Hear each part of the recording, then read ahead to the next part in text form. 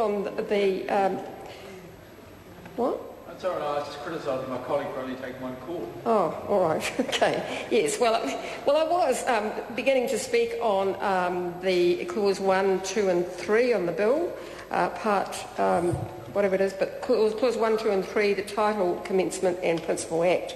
And I wanted to talk about the clause 3, the Principal Act amended, the Act amending the Holidays Act 2003. Now, my colleague Trevor Mallard before was trying to remember, the date of the last Holidays Act. It was 2003, and I couldn't remember it either, actually. But, I did know that it was during the term of a Labor government, and actually the last time we'd amended the Holidays Act, Mr Chair, we'd actually made some significant improvements. We made significant improvements to the holidays of New Zealand workers. And so, and it was great because we were catching up with Australia. We were on the path of catching up with Australia in terms of their annual leave, and we'd improved things like sick leave and bereavement leave. We'd given workers time and a half for working on a statutory holiday, which they hadn't had before, plus a day in lieu. So it was really great to be part of a Labor government. Well, I wasn't in the House at the time, but I really supported what the government did, and it made a huge difference to working people throughout New Zealand. And if you'd asked them at the time, they would have said that was one of the most significant amendments to any act that the Labor government made. But however, here we are in 2010, amending the Holidays Act once again. But unfortunately, what we're seeing is we're going backwards. So we're sort of reversing. We're in reverse drive now.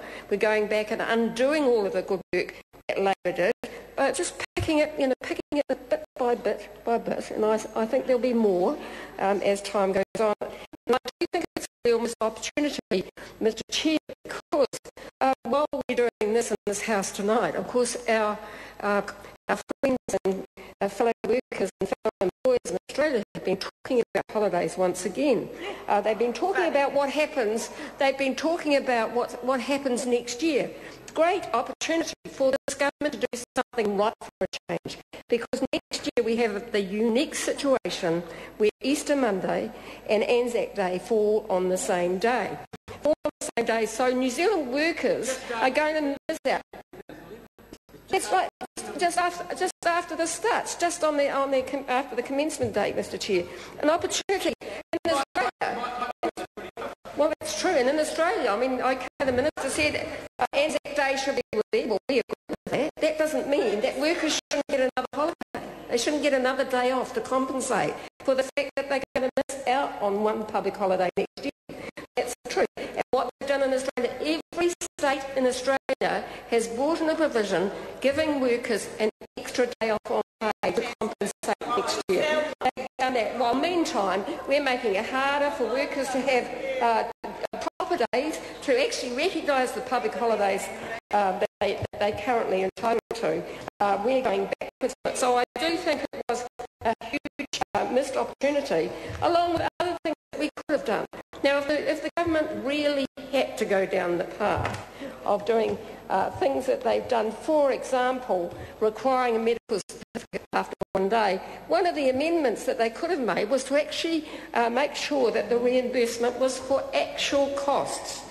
Not just the cost of the doctor, but the cost of getting in the car, finding a babysitter or a childminder for your child, getting in the car, going off to the doctor, perhaps taking time off work. They could have done that, but of course they didn't, and that was one of the very sensible amendments that this side of the House proposed.